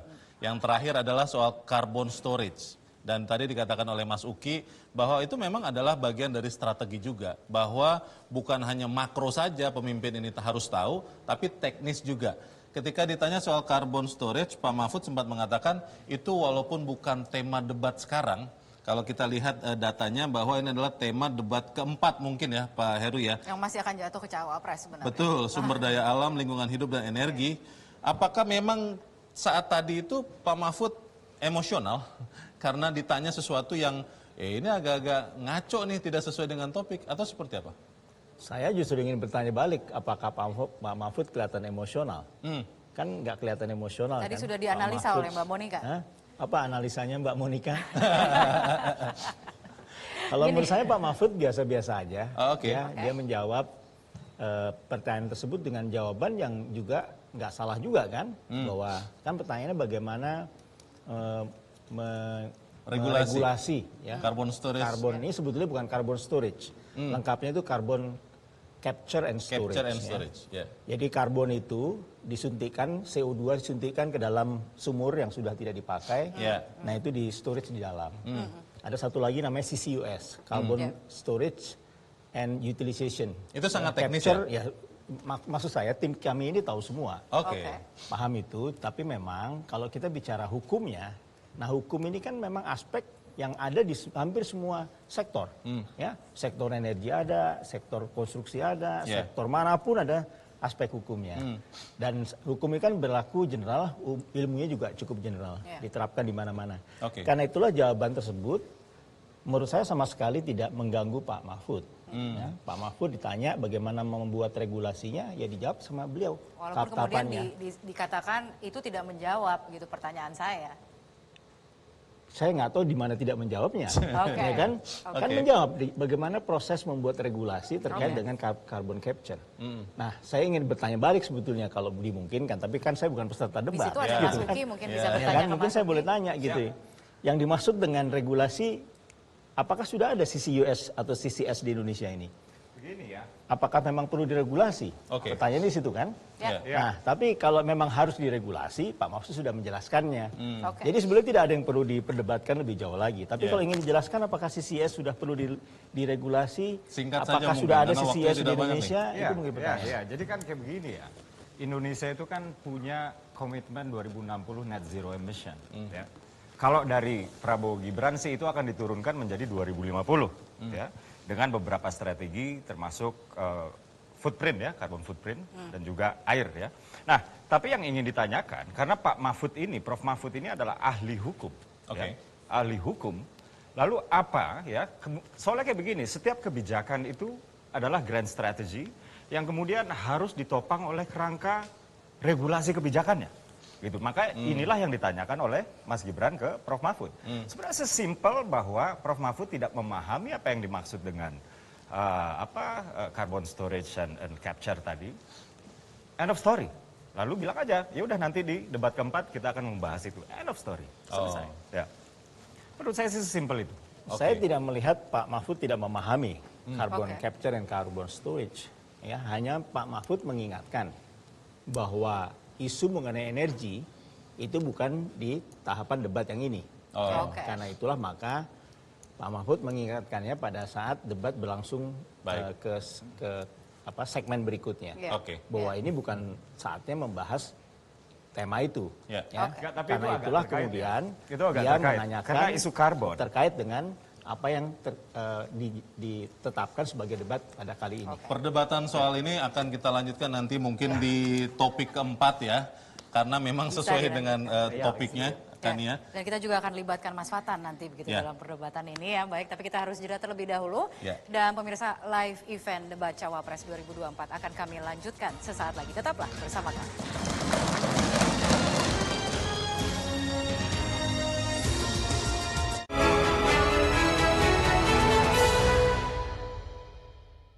Dipersembahkan oleh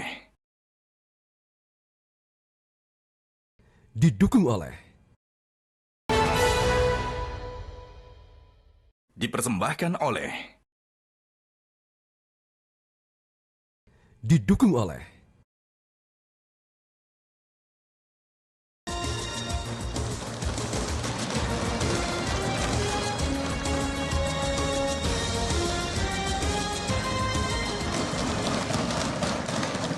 Ya, pemirsa Anda kembali menyaksikan live event Debat Cawapres 2024 dan saatnya kita melihat seperti apa sentimen yang diperlihatkan dalam percakapan di sosial media ya oleh warganet. Di sini sudah hadir dari masyarakat senior analis drone Emprit Rizal Nova Mujahid. Selamat malam Mas Rizal. Selamat malam. Jadi silakan langsung saja dipresentasikan begitu hasilnya seperti apa. Baik. Silakan dari teman-teman mungkin bisa ditampilkan di layar. Masih menunggu? Ya, silakan. Ya. Pada malam ini topik yang paling banyak dibicarakan terkait dengan Pak Muhaimin itu pertama tentang infrastruktur, yang kedua tentang ekonomi. Infrastruktur terkait Pak Muhaimin itu yang paling banyak adalah tentang ketidaksetujuannya dengan IKN serta rencananya untuk membangun 40 kota setara Jakarta. Lalu kalau dilihat dari sisi ekonomi, yang paling menarik untuk publik, terutama ini untuk anak muda ya, itu tentang kamu tuh, kredit anak muda, itu yang paling menarik untuk dari Pak Muhaimin. Oke. Next. Berikutnya. Yep. Oke. Jadi ini by topik ya, Mas? By topik ya. Ini adalah tema debat pada saat ini dan kita petakan apa saja yang dibicarakan oleh publik. Dan kalau terkait dengan Pak Gibran itu terutama juga masih tentang IKN, Pak Gibran berhasil sekali menggiring perbincangan malam ini menjadi perbincangan tentang IKN saya kira di awal-awal bahkan sampai pertengahan sesi. Dan terkait dengan IKN, Pak Gibran itu banyak sekali dibicarakan tentang investornya, tentang penggunaan APBN dalam IKN serta IKN sebagai simbol pemerataan pembangunan. Ini banyak sekali publik yang membicarakan tentang itu, pro kontra tentu saja, tapi setidaknya ini yang menjadi menarik buat publik. Selain itu tentang ekonomi yang banyak dibicarakan oleh publik dari paparan Pak Gibran adalah terkait hilirisasi dan tidak Jawa sentris. Ini sangat positif pada Pak Gibran. Lalu berikutnya adalah perbincangan tentang Pak Mahfud MD. Pak Mahfud MD itu banyak sekali dia diapresiasi bahkan juga atau dia dipertanyakan ketika berbicara tentang pertumbuhan ekonomi 7%. Karena pada kenyataannya 5-6%. Demikian disampaikan oleh Pak Mahfud sendiri.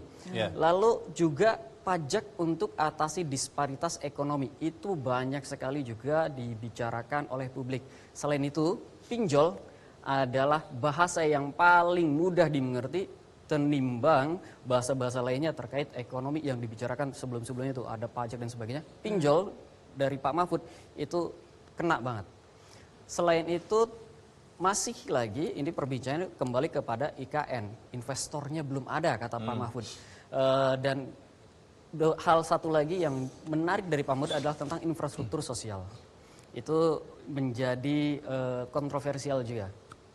Itu tentang perbincangan topik apa saja yang dibicarakan. Next kita lihat dari sisi analisis emosinya, dari sisi emosinya. Perbincangan publik yang paling tinggi terkait Pak Muhaimin itu fear dan anticipation. Saya terangkan sedikit. Pada awalnya publik mengharapkan perbincangan debat pada malam ini melihat Cak Muhaimin yang jenaka. Dan itu ternyata tidak terlihat pada malam ini. Fear-nya, takutnya itu adalah ketakutan publik karena loh kok Pak Muhaimin kayaknya kurang jenaka hari ini, auranya kurang keluar, nggak seperti biasanya. Sedang antisipasinya, harapan gitu dan keinginan publik jangan sampai Pak Muhaimin ini sampai akhir kok menjadi penonton saja. Kayak kira-kira seperti itu. Next ke berikutnya ke Pak Gibran. Nah, Pak Gibran ini berbeda sekali dengan pradebat. Jadi kalau pradebat itu emosi amarahnya tinggi dan takutnya tinggi. Setelah debat emosi trust dan surprise-nya tinggi. Trust-nya itu didorong dari kepercayaan publik bahwa wow, Gibran bisa ternyata menyampaikan visi misinya dengan lancar, setidaknya seperti itu. Tidak terbata-bata dan detail. Begitu juga dengan kagetnya, ternyata Gibran bisa memberikan performa yang cukup baik pada malam ini. Kira-kira itu yang disampaikan oleh publik tentang Gibran pada malam ini. Next, kita lihat Pak Mahfud. Secara volume memang Pak Mahfud ini paling sedikit dibicarakan di antara ketiganya. Pak Gibran itu paling banyak dia dibicarakan, lalu disusul Pak Mahfud, lalu Pak Gibran paling banyak, lalu disusul Pak Amin, Cak Muhaimin, lalu disusul Pak Mahfud. Nah, Pak Mahfud ini konsisten, dia ada di trust dan anticipation itu selalu tinggi. Publik percaya Pak Mahfud mampu menyampaikan gagasan dan visi misinya, mengingat dia memiliki rekam jejak yang cukup lengkap di legislatif, di eksekutif maupun di yudikatif, begitu. Dan antisipasinya tentu saja publik itu pengen ngelihat Pak Mahfud yang kok kayaknya sopan sekali malam ini kayak gitu. Baik. Publik pengen melihat Pak Mahfud yang lebih garang, mampu menyerang, bahasanya menyerang 02 karena kurang perdebatan galak begitu ya? Kurang galak kira-kira seperti itu. Secara spesifik mampu menyerang 02 begitu. Secara spesifik 01 tidak. Tidak banyak dibicarakan karena tadi kan yang banyak berbincang 02 dan 03. Oke, baik. Ada lagi mungkin yang ingin ditampilkan? Ada lagi nggak ya? Habis cukup Kayaknya ya? habis, Pak. Cukup. Oke, baik. Terima kasih Mas Rizal. Kita ingin meminta komentar dulu dari Mas Fatan kalau begitu yang pertama ya. Dari tadi belum sempat juga bicara. Mas Fatan, apa yang kemudian tadi dikatakan bahwa ekspektasinya Gus Imin itu tampil jenaka, tapi kejenakaannya hilang pada malam hari ini. Betul seperti itu? Anda melihatnya seperti itu? Ada yang berbeda dengan penampilan Gus Imin malam ini? Saya kira penampilannya masih oke, jenaka. Mungkin penyampaiannya emang harus menyusun dengan rangkaian kata-kata yang serius gitu loh. Misalnya ide-ide baru tadi, misalnya soal kamu, kredit anak muda, kemudian anggaran per desa 5 miliar. Itu kan sesuatu yang baru gitu. Jadi mungkin intonasinya diseriuskan dan titik beratkan di situ gitu loh. Sehingga ya mungkin pemaparan dari drum empit jadi agak sedikit lebih serius gitu mungkin. Tapi kita melihat harapannya penampilannya sangat prima sekali. Itu ya. Malam ini sangat prima sekali bagi kami gitu loh. Oke, baik. Nampaknya kita harus jeda lagi ya. Baik, dan kita akan lanjutkan selepas jeda. Pemirsa tetaplah bersama kami, live event debat Cawapres 2024. Kami lanjutkan sesaat lagi.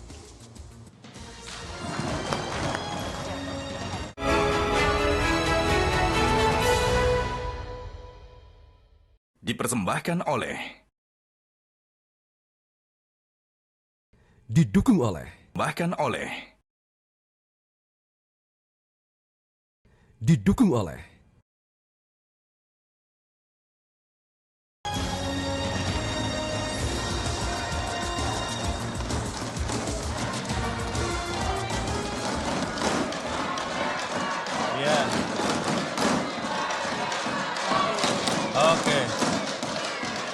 Masih sangat ramai menjelang tengah malam dan terima kasih pemirsa Anda masih bersama kami dalam live event debat Cawapres 2024. Yang penting juga untuk kita periksa tentunya adalah apakah yang disampaikan dalam debat tadi kan ya adalah fakta atau bukan. Dan sekarang akan kita dengarkan dulu pernyataan Cawapres nomor 2 Gibran Rakabuming Raka terkait dengan pertumbuhan ekonomi.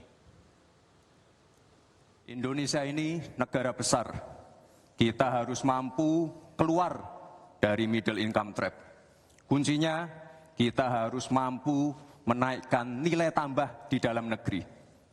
Di tengah gempuran resesi global, perang dagang, konflik geopolitik, rata-rata pertumbuhan ekonomi negara kita tetap resilient di rata-rata 5%. Pertumbuhan. Dan tentunya kita tidak mau memonopoli kebenaran, kan ya, kita juga pada malam ini telah hadir di tengah-tengah kita dari Koalisi Cek Fakta Citra Dias Prastuti. Mbak Citra, selamat malam. Terima kasih sudah di sini. Kita langsung ingin tahu Mbak Citra yang tadi disampaikan oleh Gibran Rakabuming Raka itu fakta atau seperti apa kebenarannya? Silakan Mbak Citra. Oke, dari cek fakta, koalisi ini kan terdiri dari 25 media, jadi kami bekerja secara bersama-sama dengan tim panel ahli. Dari pernyataan Gibran tadi ada disebut soal pertumbuhan ekonomi 5%, datanya betul bahwa dari World Bank menyebutkan ada memang pertumbuhan yang secara cukup stabil di angka 4 something dan 5%. Jadi ini adalah fakta. Fakta ya, Betul. benar berarti ya yang disampaikan. Walaupun mungkin bukan 5 tadi ya, tadi ada 4, ada 5 juga. Iya, ada dari beberapa data kan. Ya, ini kita lihat juga datanya di baru tahun 2022 pertumbuhan ekonomi mencapai 5,3%. Betul. Dan kita juga akan lihat mengecek fakta berikut dalam pemaparan visi misinya. Mahfud MD juga sempat menyinggung soal korupsi di Indonesia yang sudah menyentuh level yang berbahaya mungkin ya. Mahfud mengatakan di tempat asalnya Madura sebenarnya kaya minyak tapi tidak dioptimalkan. Kita dengar cuplikan pernyataannya. Kemudian saya ingat pulau saya Madura. Di Madura itu kaya dengan gas alam, tetapi sampai sekarang tidak pernah dioptimalkan untuk dimanfaatkan. Maka kuncinya adalah bagaimana kita memberantas korupsi. Menarik sekali klaim dari Mahfud MD di Madura kaya minyak ya. Gas alam. Ya.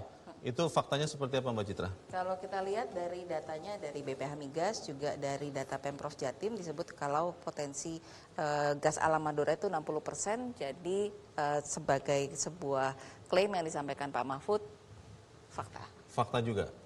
Jadi potensi ada 60% tadi ya? Iya, betul. Jadi kami mengumpulkan data-data primer dibantu sama tim panel ahli untuk kemudian dirumuskan oleh tim fact checker menjadi pengecekan fakta. Oke, ini juga informasinya Madura dengan 7 blok offshore migas menghasilkan lebih dari separuh produksi minyak Jatim. Terbukti ini adalah fakta. Dan bagaimana dengan klaim Cawapres nomor urut 1 yang terungkap dalam debat, salah satunya adalah soal angka pengangguran. Kita dengarkan pernyataannya. Ini cabai mahal, telur mahal, beras mahal, barang-barang mahal, tengkulak jahat, mafia, penguasai dan merajalela di mana-mana. Padahal rakyat sudah kerja. Ini harus kita selepet. Angka pengangguran sudah 8 juta, 80 juta memang bekerja, tetapi di sektor informal. Mereka tidak mendapatkan penghasilan yang pasti dan bahkan dompetnya dipastikan tipis. 80 juta pengangguran. Betul ya Mbak Citra dikatakan 8 juta. Mohon maaf. Faktanya seperti apa Mbak Citra? Oke, dari penelusuran tim cek fakta, maka ada data BPS tentang tingkat pengangguran terbuka, lalu juga ada disebut datanya 7,38 juta. Jadi 7,38 ke 8 mungkin mendekati. Hampir 7,5 lah ya. Jadi ada angka ini juga, jadi 7, 8 ya. Jadi ini kembali dibuktikan ini adalah fakta. Betul, dengan data-data yang ada dari sumber primer, dari BPS, dari data resmi lainnya. Pertanyaannya Mbak Citra, dari 3 orang tadi semuanya fakta. Ini artinya semua yang disampaikan oleh Cawapres pada malam ini semuanya fakta atau seperti apa prosesnya? Karena kita kan berkejaran dengan waktu ya. Proses fact checking itu makan waktu panjang. Lebih gampang bikin hoax daripada bikin fact checking kan. Jadi karena ini juga pakai etika jurnalistik, pakai pengecekan sumber primer, akurasi dan sebagainya. Karena itu yang tadi kita lihat 3 ini adalah dari pengecekan segmen pertama. Segmen kedua, tapi ada beberapa lain yang nggak sempat semuanya kita tampilkan di sini. Segmen 2 sudah berlangsung, segmen 3 ongoing, jadi memang belum selesai. Karena prosesnya harus sangat ketat. Prosesnya harus sangat ketat. Betul. Selesainya kapan? Bukan di debat yang ketiga kan? Enggak. Kira-kira kita berkejaran dengan waktu. Jadi memang pasti mulai besok pasti juga udah pasti ada banyak hasil lengkapnya ya. Tapi kita juga nanti akan cari tahu soal satu topik yang ramai juga Kania dan Mbak Citra dan pemirsa soal IKN. Apa faktanya? Tetap bersama kami. Debat Cawapres 2024 akan kembali selepas jeda berikut ini.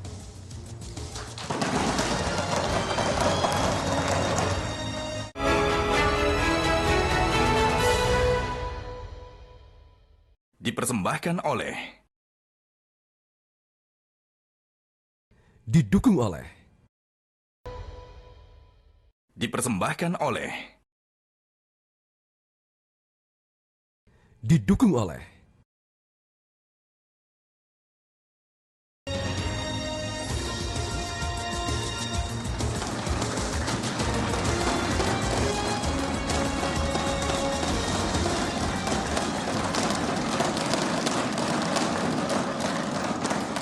Ya, luar biasa energinya sampai menjelang tengah malam kan ya, masih bersemangat. Iya. Dan kita masih bersama dengan Koalisi Cek Fakta Citra Dias Prastuti.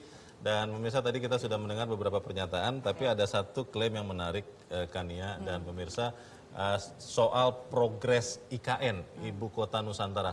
Kita simak pernyataan Gibran soal pembangunan IKN yang hanya menggunakan APBN 20%. 100% pembangunan IKN itu menggunakan APBN. Yang digunakan hanya 20%. Sisanya adalah investasi dari swasta dan investasi dari luar negeri. Ya, itu pernyataan dari Gibran. Dan Mbak Citra seperti apa? Fakta atau bukan? Tadi Gibran menyebut soal 20% pakai APBN, maka kalau dari situs resmi DPR, perencanaannya adalah 30%. Jadi mungkin beda tipis, kira-kira gitu ya. Datanya di 20-30%. Lalu yang menarik adalah memang di segmen 2 ini kan mereka kayak saut-sautan ya, soal IKN ya. Jadi masing-masing punya klaimnya sendiri yang kemudian kita cek faktanya. Jadi 20% itu fakta atau bukan fakta Mbak Citra? Jadi ya masih fakta karena masih di mungkin tipis lah bedanya ya, 20-30 ya. 20-30, 10% itu Iya. Tapi yang Mbak Nina bilang itu jauh itu katanya. Yang menarik kemudian ketika disambung dengan cawapres berikutnya kan. Oke, kita dengarkan dulu cawapres nomor urut 3 Mahfud MD yang menyinggung bahwa belum ada investor yang masuk ke IKN. Kita dengarkan. Sampai sekarang belum ada satupun investor yang masuk ke sana. Coba kalau ada sebutkan misalnya 2 atau 1 gitu, investor mana yang sudah masuk ke sana. Yang saya dengar justru ada ratusan ribu hektar tanah sudah dikuasai oleh pengusaha-pengusaha tertentu. Pertanyaannya itu fakta atau bukan Mbak Citra? Jadi kalau tadi Pak Mahfud bilang nggak ada investor di segmen di pertanyaan berikutnya kan Gibran juga nyaut menyebutkan beberapa nama investor yang sudah datang. Betul. Jadi dari penelusurannya adalah Kepala Otorita IKN bilang bahwa sudah ada sekian angka yang masuk. Nah tapi mungkin yang dimaksud di sini adalah investasi asing karena disebut juga kan soal tidak ada investasi asing. Investor asing ya. Betul. Gitu. Jadi kalau investasi aja asing atau bukan maka angkanya seperti ini yang disebut Kepala Otorita IKN. 45 triliun ini swasta lokal, swasta asing maksudnya? Pihak swasta aja nggak disebut tidak di dijelaskan. Otorita IKN. Tapi tadi kan pernyataan Mahfud juga bilangnya nggak ada, gitu kan nggak spesifik juga. Gitu. Baik. Tapi kalau yang dimaksud adalah nggak ada. Oleh paslon? Boleh. Oke. Maksudnya perwakilan dari paslon di sini ada Mas Heru begitu untuk mengomentari soal yang ini. Ya, jadi kalau terkait IKN kan posisi paslon kami, Mas Ganjar dan Pak Mahfud mendukung, ya, mendukung tidak hanya mendukung tapi akan melanjutkan, memperbaiki, menuntaskan bahkan mempercepat. Ya, jadi posisinya kan kita akan melanjutkan, memperbaiki, mempercepat dan menambahkan, ya, supaya agak jelas apa yang dimaksud dengan memperbaiki. Jadi Pak Mahfud ini punya dalil yang disebut dengan memperbaiki. Memperbaiki itu kalau sudah bagus dilanjutkan. Kalau ada yang lebih bagus ditambahkan. Nah, itu yang disebut dengan memperbaiki. Tapi tadi dalam konteks juga, ini, dalam konteks ini posisi kita adalah mendukung dan melanjutkan. Karena itulah maka pertanyaan Pak Mahfud dalam rangka untuk tahu kan seberapa jauh progres dari pembangunan infrastruktur di IKN ini. Ya. Yang ditanyakan Pak Mahfud itu investor apa? Lokal atau asing sebetulnya? Kan tadi kalau didengar dengan cermat apa yang disampaikan Mas Gibran, ya kan, investasi dalam dan luar negeri, betul kan? Tadi kan statementnya kan dalam dan luar negeri, ya kan? Nah, yang dimaksud dengan Pak Mahfud saya juga tanya setelah acara debat itu, yang dimaksud sebenarnya investasi asing, ya kan? Nah, tapi maka dikatakan belum ada ya, gitu. Tapi poin saya bukan di situ ya. Saya rasa itu lebih kepada keinginan Pak Mahfud dan kami semua agar proyek IKN ini segera bisa terwujud. Baik. Ya, karena itulah konteksnya menanyakan seberapa jauh progres dari pembangunan infrastruktur ini. Baik, baik. Terima kasih Mas Heru. Kita masih ada juga satu lagi ya fakta Mbak Citra untuk kita cek. Cawapres nomor urut 1 Muhaimin Iskandar menyebutkan bahwa IKN proyek ambisius, 1% anggaran IKN dapat digunakan untuk membangun jalan di seluruh Kalimantan. Kita dengarkan. Kalau hanya mengandalkan APBN hampir 500 triliun. Padahal 1% saja dari 400 sekian triliun itu untuk bangun jalan seluruh Kalimantan beres. Membangun seluruh kota-kota di Kalimantan beres. Dan yang paling penting infrastruktur yang untuk SDM 3% aja dari seluruh anggaran IKN itu bisa membangun sekolah dengan baik di seluruh Kalimantan. Membangun sekolah ya, bukan jalan ya. Jalan juga, sekolah Jalan juga. juga, sekolah juga. Fakta atau bukan itu Mbak Citra? Jadi sebetulnya memang ada angka yang bisa disebut seperti tadi di sini ya. Tapi bahwa apa iya betul bisa sekian jalan segala macam, maka itu tidak bisa langsung disebut iya atau enggak sekarang gitu. Karena butuh perbandingan data pembangunan di Kalimantan, data besaran anggaran dan sebagainya. Jadi bahwa ada angkanya segitu betul, tapi bahwa apakah bisa disebut tadi disebut seperti Caimin soal membangun jalan sekian di Kalimantan itu agak sulit harus dicari tahu lagi. Betul. Karena biaya bangun jalannya berapa begitu ya. Harus dipastikan dulu kan gitu segala macam. Jadi nggak bisa langsung bilang iya atau enggak gitu. Berarti tapi itu memang harus diterusin lagi. Fakta yang harus dicek lagi kebenarannya. Betul. Karena kan ada tim panel ahli yang membantu koalisi cek fakta, tapi juga ada data-data primer lain yang bisa kita cek. Kita berterima kasih untuk koalisi cek fakta Mbak Citra Dias Prasusi, boleh diberikan tepuk tangan, dan pemirsa tetaplah bersama kami. Debat Cawapres 2024 akan berlanjut selepas jeda berikut ini.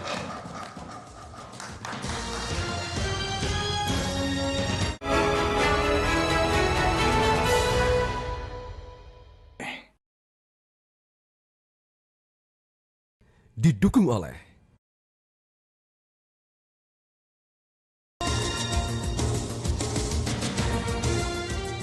Dan pemirsa, Anda kembali menyaksikan live event Debat Cawapres 2024.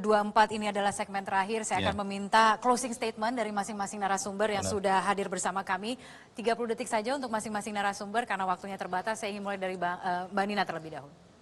Terima kasih. Jadi kalau kita lihat hari ini kita sudah mendengar ada target-target yang disampaikan tadi, diantaranya pertumbuhan ekonomi yang menjadi topik bahasan yang memang sangat tinggi kalau kita bicara 7% karena ICOR kita 6,8 ya.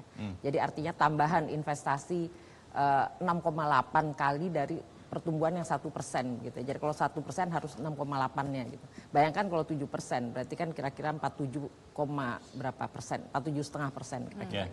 Nah itulah sebabnya hati-hati karena angka itu adalah angka yang sulit. Hari ini sudah dilihat tadi data rata-rata kita hanya sekitar katakanlah 4,5, katakanlah 5 gitu ya, kita bulatkan di ujung gitu ya. Baik. Itu pun juga belum tentu. Dan kemudian bayangkan ada pajak yang tadi menjadi isu juga luar biasa ya, bahwa kita punya masalah di penerimaan sehingga akhirnya kita sering berhutang ya. Jadi ini catatan. Kenapa? Karena uangnya nggak cukup kan, penerimaan nggak cukup. Dan yang terakhir adalah lapangan kerja yang memang harusnya menetes ya. Begitu ada investasi menghasilkan lapangan kerja, dan itu yang kita juga belum bahas dalam mungkin yang berikutnya ya. Baik, terima kasih Mbak Nina. Mbak Monika, silakan. Dari saya akan menyoroti mengenai emotion analysis. Yang pertama dari data tadi dikatakan bahwa 01 ini banyak menampilkan emosi fear. Ya, dan ini juga berkesesuaian dengan analisa yang kami lihat di sini. Tapi wajar saja, ini debat pertama.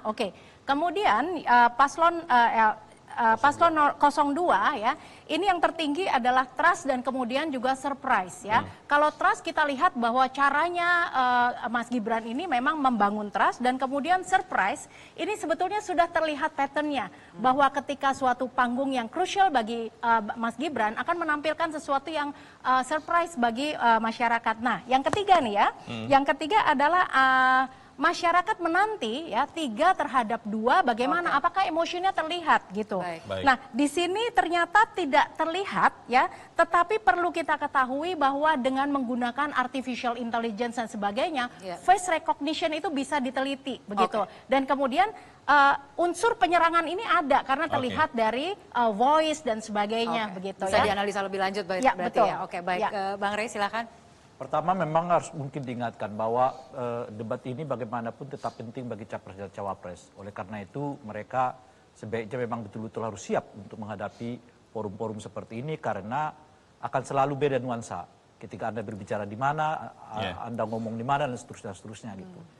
Nah yang kedua, saya tetap merasa perlu menghimbau KPU untuk betul-betul mengefisienkan waktu ya. Pidato ketua KPU di awal menurut saya tidak terlalu diperlukan lagi. Kedua model panelis yang mengambil bola lalu mengambil pertanyaan, saya kira itu juga mungkin ke depan itu bisa dipotong kembali karena itu terlalu bertele-tele dan memakan waktu. Nah yang ketiga, kita berharap ke depan satu debat yang sebetulnya lebih mengembangkan argumen. Bukan membuat pertanyaan-pertanyaan yang bersifat sensasi untuk sekedar memperlihatkan bahwa tanda kutip lawan debat Anda nggak menguasai masalah gitu. Padahal masalah yang dimaksud itu nggak termaktub di dalam visi misi mereka misalnya gitu ya. Sehingga ditanyakan dengan pertanyaan-pertanyaan yang jelas mungkin mereka tidak akan menguasai. Jadi masih catatan seputar format debat ya. Baik, Mas Heru silahkan. Saya ingin melihat dari sisi Pak Mahfud sendiri ya. Jadi saya tidak akan masuk pada substansi apa yang disampaikan, tapi bagaimana Pak Mahfud mensikapi dan mempersiapkan diri untuk debat ini. Jadi saya lihat Pak Mahfud sangat santai, rileks ya. Kemudian sebagai seorang kemudian Pak Ganjar dan Pak Mahfud kan good public speaker ya. Jadi tidak perlu latihan yang repot-repot lah kelihatannya. Dan terbukti tadi ya. Nah, santai. Dan kalau lihat kan tadi siang dia jalan-jalan sama cucunya kan di mall. Ya kan santai, rileks gitu ya. Jadi saya lihat memang beliau ini tampil dengan genuine, dengan otentik. Terima kasih. Tidak ada yang dibuat-buat. Kita tunggu dan tadi saya respon dulu dong, gitu tadi ya. Masih ada satu debat cawapres lagi. Tidak menyerang ini lebih kepada sikapnya sebagai seorang profesor, cenderung mengajari. Dan dia mengenjoy semuanya. Dan dari sini kita sangat optimis ya untuk menatap ke depan. Baik, Mas Uki silahkan. Ya kalau misalnya kita jujur ya melihat visi misi dan bagaimana berinteraksi. Mas Gibran itu tadi paparannya adalah yang paling lengkap ya. Beliau membicarakan hilirisasi, beliau membicarakan UMKM, beliau membicarakan Indonesia sentris sebagai orientasi pembangunan ekonomi.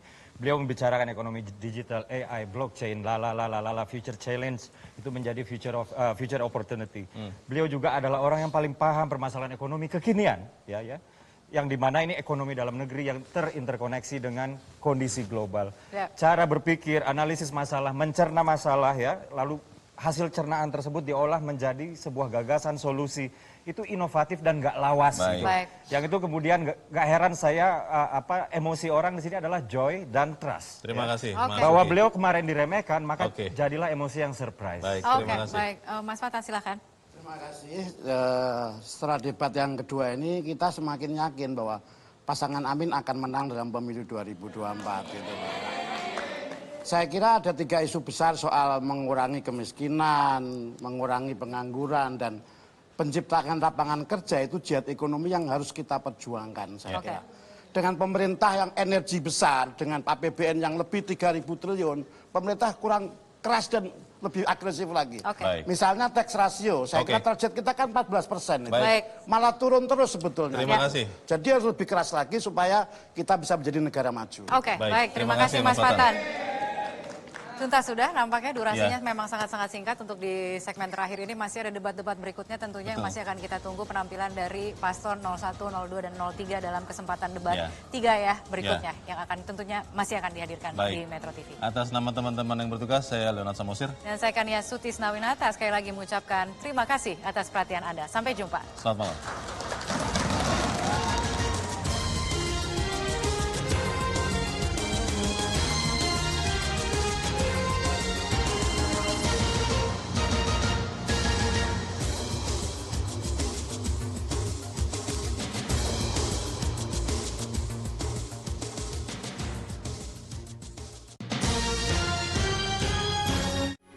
Metro TV.